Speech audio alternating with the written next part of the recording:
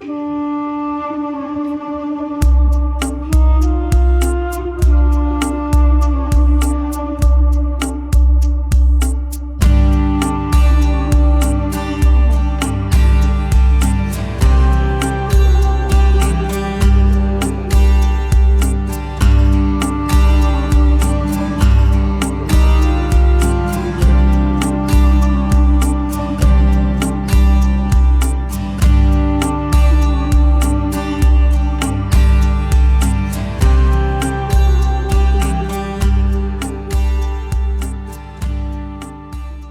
am at Jerusalem Central Bus Station. I finally came to this beautiful city.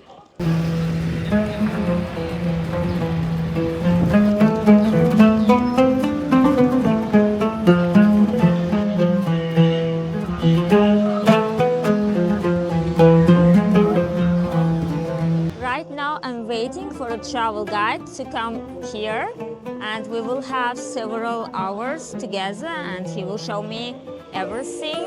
My first impressions of Jerusalem, it's much colder. I had to wear my second jacket on top of the other one, but it's sunny and the weather is quite nice.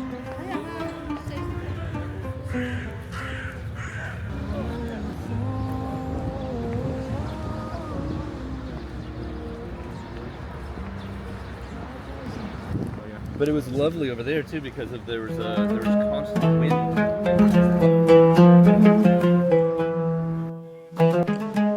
Jerusalem, a city sacred to millions around the world.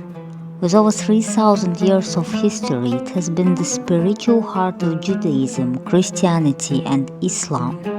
From the Golden Dome of the Rock to the ancient stones of the Western Wall, every corner holds stories of faith, conflict, and resilience.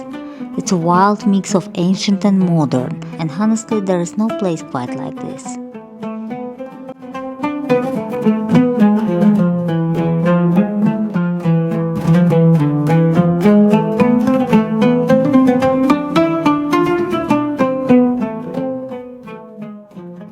We are at the Jaffa Gates. This is one of the main entrances to the walled city.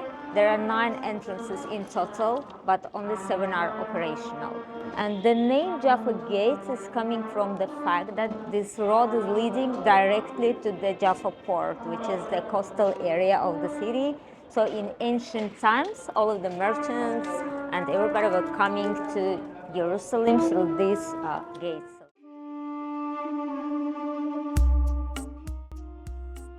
The walls of Jerusalem Old City, including Jaffa Gate, were built in the 16th century by Ottomans, and it took only 4 years to build all the walls around the Old City. But the interesting fact is that some parts were mixing older stones with newer ones, and some of these stones have been here for over 3,000 years.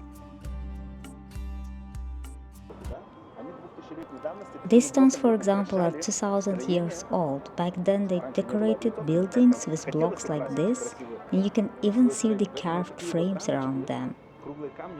And these round stones are actually bases for ancient columns. Most likely they were part of the even earlier buildings that once stood here.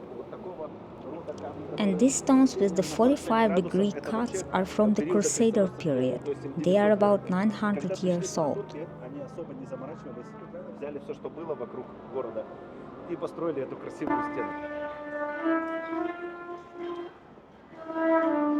Welcome to the Old City.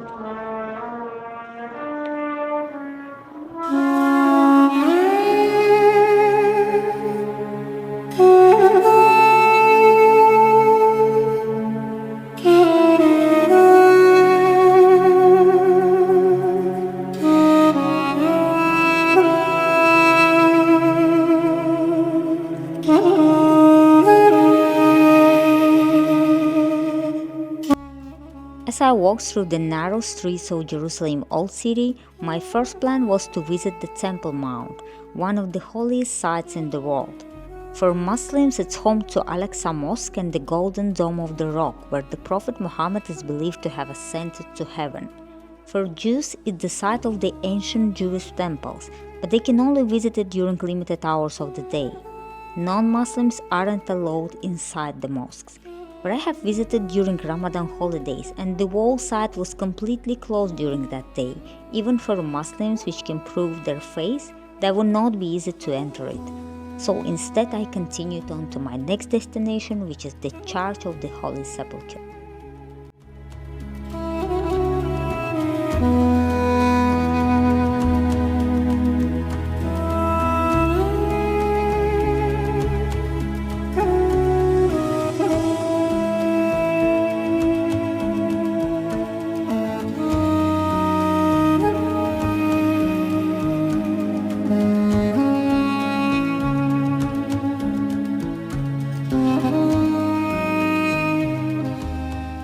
We are at the holiest place for Christianity, the Church of the Holy Sepulchre. It's believed that Jesus was crucified, buried, and resurrected right here.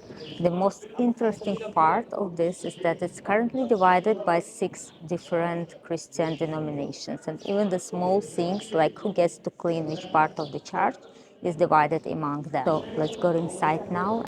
As you enter, you can see one of the most visited spots, which is the Stone of Anointing, where Jesus' body is said to have been prepared for burial. The second floor of the church holds one of its most sacred spaces, Golgotha, also called Calvary, which is a hill where Jesus was crucified. There are 2 chapels here, Catholic on the left side and Greek on the right side. The main altar located in the Greek side was donated by Medici family.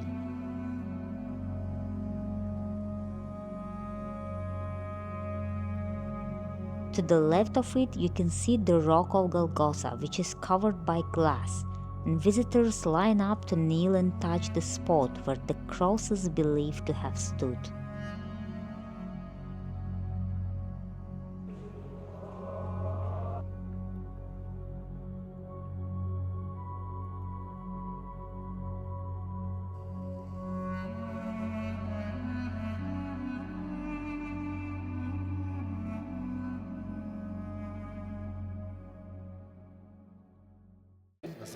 Back on the first floor in the center, there's the tomb, the place where Jesus is believed to have been buried and resurrected.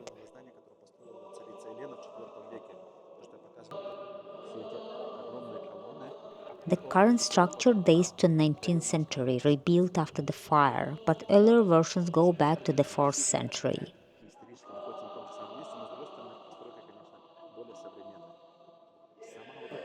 This is what the Church of the Holy Sepulchre looks like today. There are modern outlines, but if we look past them, we can still see the natural landscape as it was 2000 years ago. Just behind the tomb, there is a small ancient burial cave. This is a valuable glimpse into the 1st century Jerusalem and how tombs were structured.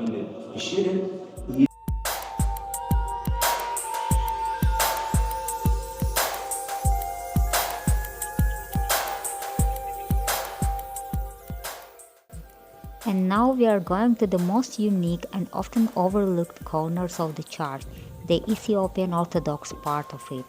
Their place is very small and humble compared to the larger denominations. They occupy a quiet and peaceful rooftop area. The Ethiopian monks have limited access and have often struggled to maintain their rights in the church, while they have been here for centuries.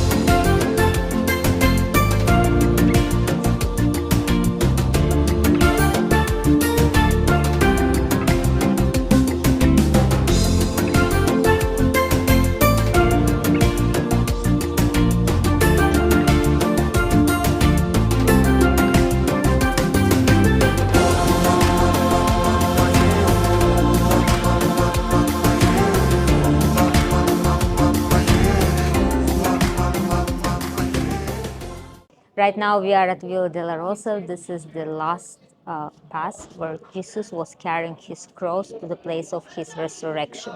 There are 14 stops. These are all of the places where Jesus stopped while carrying his cross, and all of them are really special.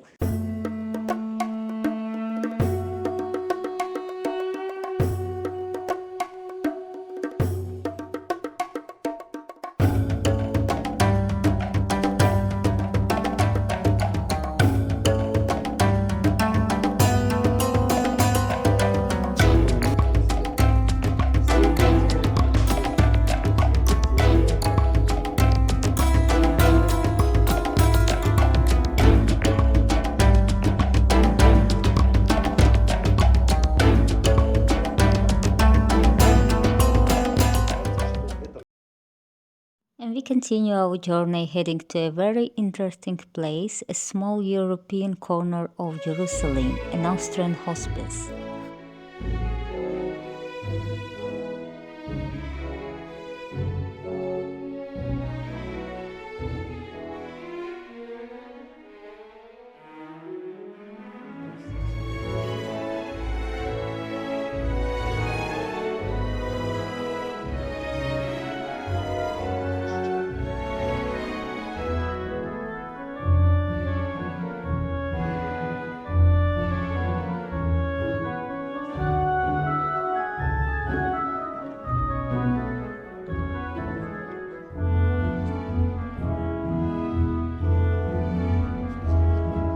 This is the hidden gem in Jerusalem, piece of Europe inside the Middle East. It was built in 1863 as a guest house for Austrian pilgrims, and at the moment it also operates as a guest house, and there's a great cafe place here.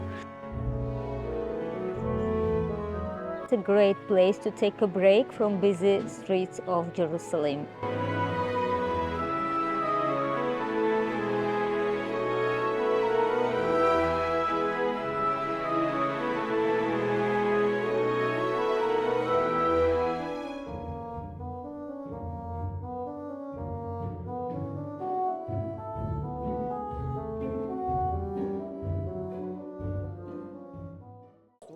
This is the second station of the Via Dolorosa, the Church of the Flagellation. It is located just across the first station near the entrance to the Muslim quarter. The church is Catholic and is cared for by Franciscan monks. It is small but beautiful with stained glass windows, and right next to it there is a small archaeological museum with items from Roman times. It is a quiet place to stop and take in the history. And now we are heading into the Muslim quarter, one of the most vibrant and historic parts of the old city.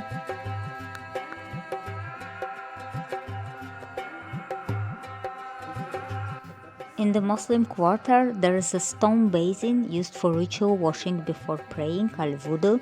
But if you look closely, it is actually an ancient Egyptian sarcophagus. It was brought here centuries ago and reused as a water basin, a little detail that shows how layers of history are everywhere in Jerusalem.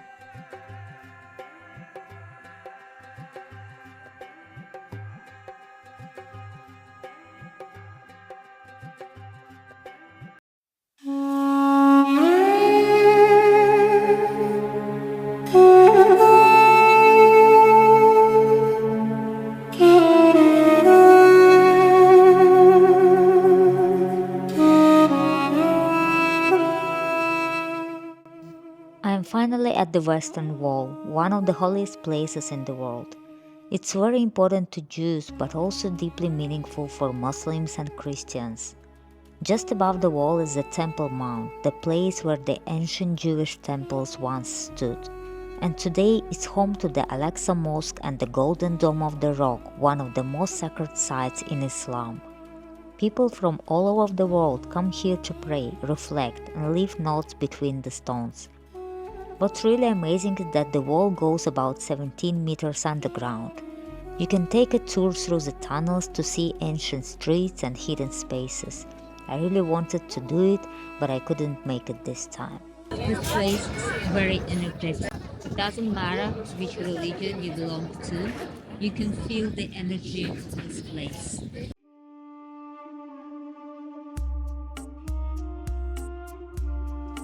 Looking out at Jerusalem, it feels like the whole world is gathered in one place.